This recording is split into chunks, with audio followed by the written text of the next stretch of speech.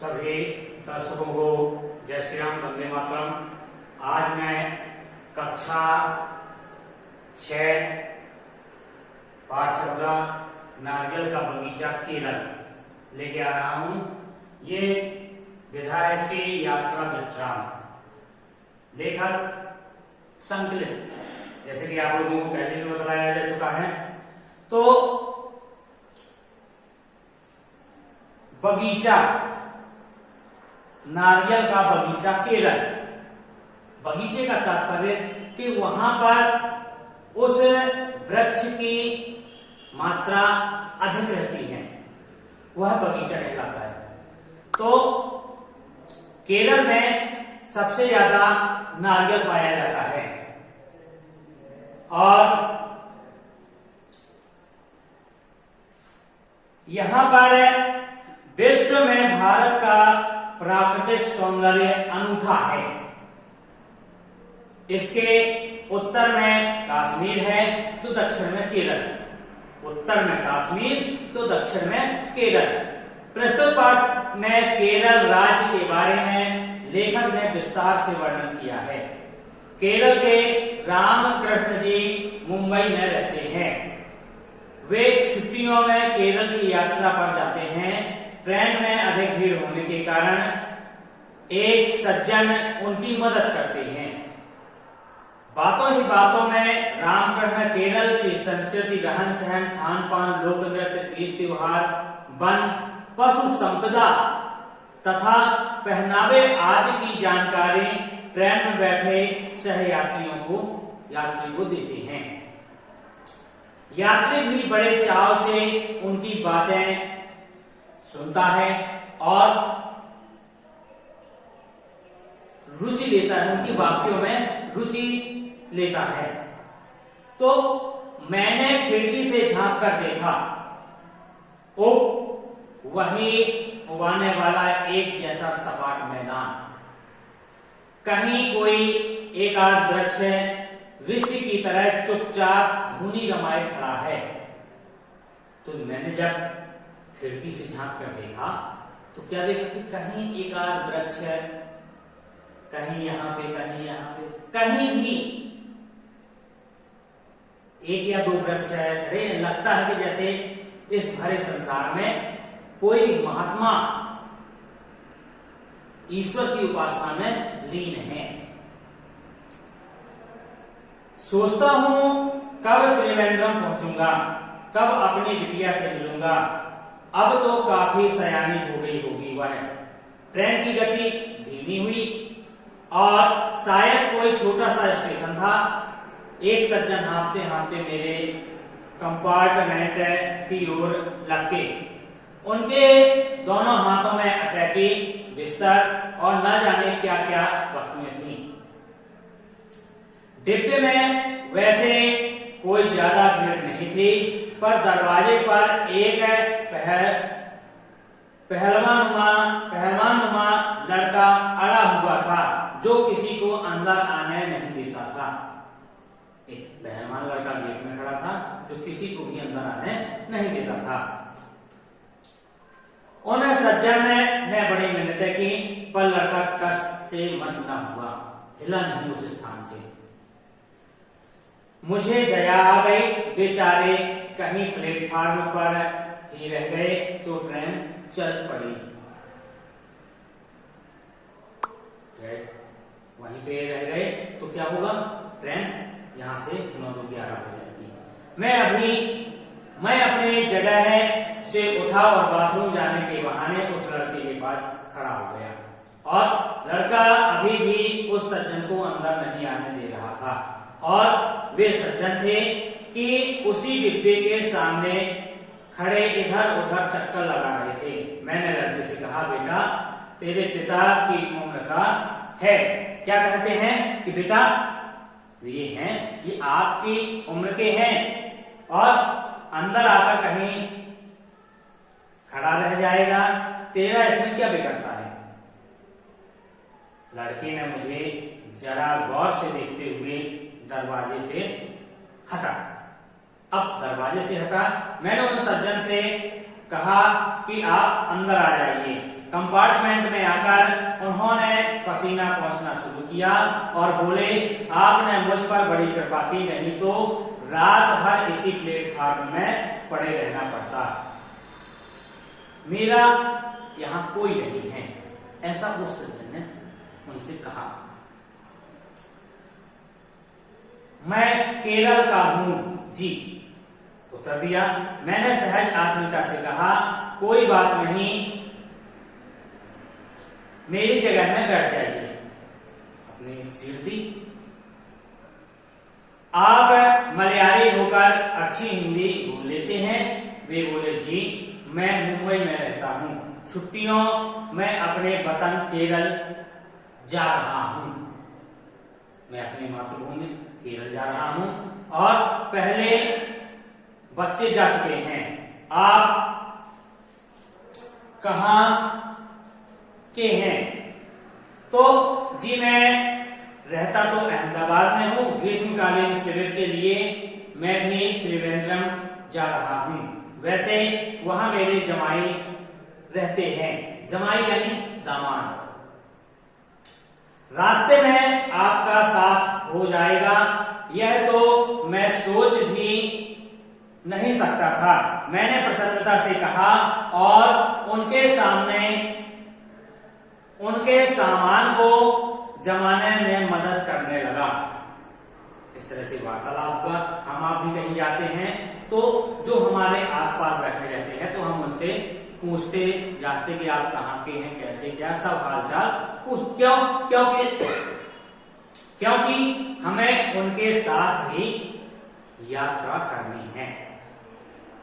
तो लोग केरल को वे भी खुश दिखाई देते थे। बोले, जी हमारा केरल भारत का नंदनवन है। केरल क्या है? केरल भारत का नंदनवन है और आप देखेंगे कि उसकी प्राकृतिक सौंदर्य कश्मीर से जरा भी कम नहीं है। केरल की जो प्राकृतिक सौंदर्यता है वह कश्मीर से बिल्कुल अलग नहीं है, कश्मीर की तरह ही है। आदि शंकराचार्य का जन्म केरल में हुआ, इसलिए उस प्रदेश का धार्मिक एवं सांस्कृतिक महत्व भी है। केरल में आदि शंकराचार्य जी का जन्म हुआ है। लोग केरल को नारियल का बगीचा कहते हैं। केरल को क्या कहते हैं? नारियल का बगीचा। क्या आप इसका कारण बताएंगे? मैंने बात आगे बढ़ाने की गरज से कहा। अब प्रश्नोत्तरी चालू हो गई। अब वे पूरे मूड में थे। बोले, केरल के पश्चिम में अरब सागर है और उस पूरी पट्टी पर नारियल के कुंज हैं। कुंज यानी वन हैं। आपको यह पूरा हिस्सा नारियल के विशाल बगीचे की तरह दिखाई देगा। और नारियल तो हमारा कल्प वृक्ष है। कल्प वृक्ष एक ऐसा वृक्ष है जो इंद्र के पास है। उसके नीचे यदि व्यक्ति बैठ जाए तो उसके सभी इच्छाएं अपने आप पूरी होने लगती हैं। ना वहां पर भूख लगती है, ना प्यास लगती है, तो आत्मा तृप्त हो जाती कल्प वृक्ष के नीचे। तो यहाँ पर नारियल को भी कल्प वृक्ष है यहाँ पे माना जा रहा है। यह एक नहीं अनेक वस्तुएं प्रदान करता है। नारियल अमृत तुल्य मीठा पानी प्रदान करता है। नारियल का पानी बहुत मीठा होता है। नारियल की गिरी का साग, सब्जी और चटनी के रूप में उपयोग किया जाता है। तो नारियल की साग भी बनाई जाती है, सब्जी बनाई जाती है और चटनी भी बनाई जाती है, बहुत अच्छी लगती है। इसके गोले से तेल निकाला जाता है। भोजन के अतिरिक्त साबुन बनाने और सिर में डालने के लिए तेल का उपयोग होता है। नारियल के पेड़ के तने का उपयोग पानी की नाली बनाने में होता है। नारियल का वृक्ष रस्सी, मोटे रस्से, चटाई, ऊंची तथा पायदान जैसी वस्तुएं बनाने के लिए रेशे प्रदान करता है। तो नारियल से हमें कई फायदे हैं। मकान बनाने के लिए नारियल की लकड़ी और उसकी छत बनाने के लिए पत्तियों का उपयोग होता है। तो नारियल का वृक्ष जो है जड़ से लेकर फल तक सभी अंग उसके उपयोगी हैं। केरल में भारी वर्षा होती है। 400 से 500 सेंटीमीटर तक वर्षा होने पर हमारा पर्वतीय प्रदेश जंगलों से ढका है। वनों में सागौन, शीशम, रबड़ और चंदन के वृक्ष होते हैं। ये वृक्ष कई उद्योगों को जन्म देते हैं। तो जंगलों से कई उद्योगों का जन्म होता है। अब तक कुछ और लोग भी हमारे पास सिमट आए थे। खिड़की के पास खड़ा हुआ है नवयुवक भी पैंट की जेब में हाथ डाले हमारी बातें सुन रहा था। जो पहले उन्हें अंदर आने से रोक रहा था, वह बीच में बोला, केरल के जंगलों में असम के जंगलों की तरह खूब पशु पाए जाते हैं, क्या यह सच है? तो वे सज्जन बोले, हाँ बेटा, हमारे जंगलों में शेर, भेड़िया, रीछ, चीता आदि सभी पशु अधिक संख्या में मिलते हैं और असम की तरह ही उनका उपयोग हमारे यहाँ लकड़ियों को ढोने के लिए एवं सवारी के लिए किया जाता है। असम की ही तरह हमारे यहाँ नीलगिरी पर्वत पर चाय के बगीचे हैं। इसके अलावा काली मिर्च, इलायची, सुपारी तथा नागरवेल भी यहाँ बहुत मात्रा में पैदा होते हैं। मैंने सुना है आपके केरल में रेल बहुत कम है। एक कोने से आवाज आई, ये एक सरदार जी थे जो आगे झुककर हमारी बातें सुन रहे थे। सरदार जी भी बातें सुन रहे थे तो उन्होंने भी कुछ वार्तालाप प्रारंभ किया। जी सरदार जी, केरल में समुद्री किनारों, झीलों, नदियों तथा नहरों के कारण एक स्थान से दूसरे स्थान पर नावों से यात्रा की जाती है। इससे यात्रा की जाती है नावों से, और यह सरल और सुगम भी होती है। वैसे हमारी राजधानी त्रिवेंद्रम से उत्तर की ओर एक रेल मार्ग जाता है। त्रिवेंद्रम से उत्तर के लिए एक रेल मार्ग जाता है, लेकिन हमारे यहाँ रेल बहुत नहीं है। हाँ, पक्की सड़कें हैं। क्या है? पक्की सड़कें। खाने पीने के क्या हाल है? वहां एक लाला जी अपनी कौम पर हाथ फेरते हुए बोले। लाला जी अपने पेट की कौन पर हाथ फेरते हुए बोलते हैं, जी चावल हमारा मुख्य भोजन है। हमारे यहाँ चावल की भिन्न भिन्न वस्तुएं बनाई जाती हैं। चावल के साथ रसम तथा सांभर भी बनता है, और रसम का अर्थ है इमली की मसालेदार पानी और सांभर का अर्थ है एक प्रकार की दाल। इडली और डोसा हमारे प्रिय खाद्य पदार्थ हैं। अब तो ये पूरे भारत में लोकप्रिय हो गए हैं। वे सज्जन बोले, हम आप लोग भी इडली और डोसा बहुत पसंद करते हैं, आप लोग भी करते होंगे, है ना? तो एक छोटी बालिका ने अपने वर्थ पर लेटे लेटे ही पूछा, क्या केरल के लोग ऐसे ही कपड़े पहनते हैं जैसे आप पहने हैं? नहीं बिटिया, मैं तो जैसा देश वैसा वेश वाली कहावत का पालन करता हूँ। अर्थात जहां पर निवास करता हूँ मैं उसी के हिसाब से वेश धारण कर लेता हूँ। केरल में तो मैं भी लुंगी ही पहनता हूँ। केरल में क्या पहनता हूँ? लुंगी ही पहनता हूँ। और हमारे यहाँ गर्मी इतनी अधिक पड़ती है कि बहुत से व्यक्ति लुंगी के अतिरिक्त कुछ नहीं पहनते। यदि पहनते हैं तो ढीले ढाले कपड़े पहनते हैं। स्त्रियां धोती तथा ब्लाउज पहनती हैं। कपड़े भी प्रायः सफेद पहनने का रिवाज है। वे बोले, आपके यहाँ त्योहारों का क्या हाल है? ओणम का नाम तो सुना ही होगा, पर और कुछ पता नहीं, मैंने पूछा। तो वे पूरे उत्साह और आनंद के भाव से को चेहरे में बिखेरते हुए बोले, भाई त्योहारों का कुछ न पूछो, त्योहारों का तो कुछ पूछो ही नहीं। केरल के निवासी उत्सवों के पीछे तो पागल ही हैं। ओणम हमारा मुख्य त्योहार है, जो ओणम है वह हमारा मुख्य त्योहार है। इस त्योहार पर घरों को सजाया जाता है, नौका और लक्ष्मी की पूजा की जाती है, तरह तरह की मिठाइयां बनाई जाती हैं। इस त्योहार में नौका प्रतियोगिता होती है और प्रतियोगिता में भाग लेने वाली नौकाएं पानी की लहरों पर नाचती कूदती दौड़ती चली जाती हैं।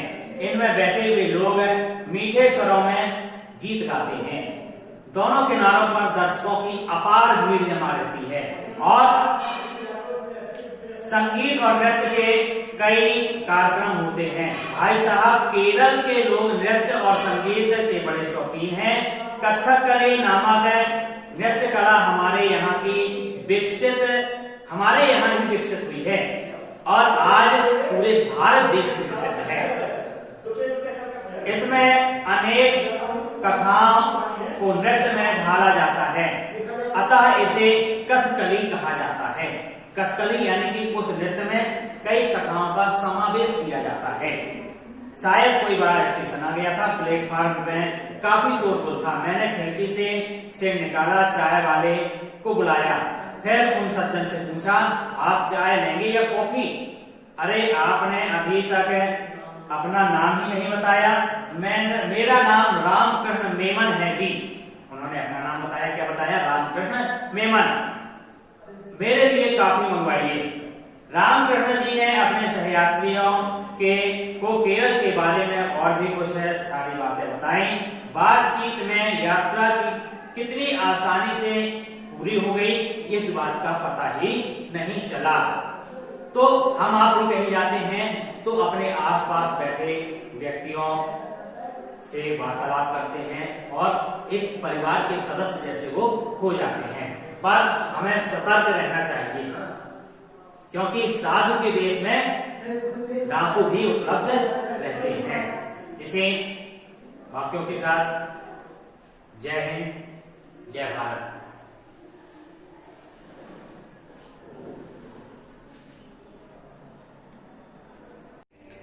आप निरंतर आगे बढ़ते रहें। यदि आपको यह वीडियो अच्छा लगा हो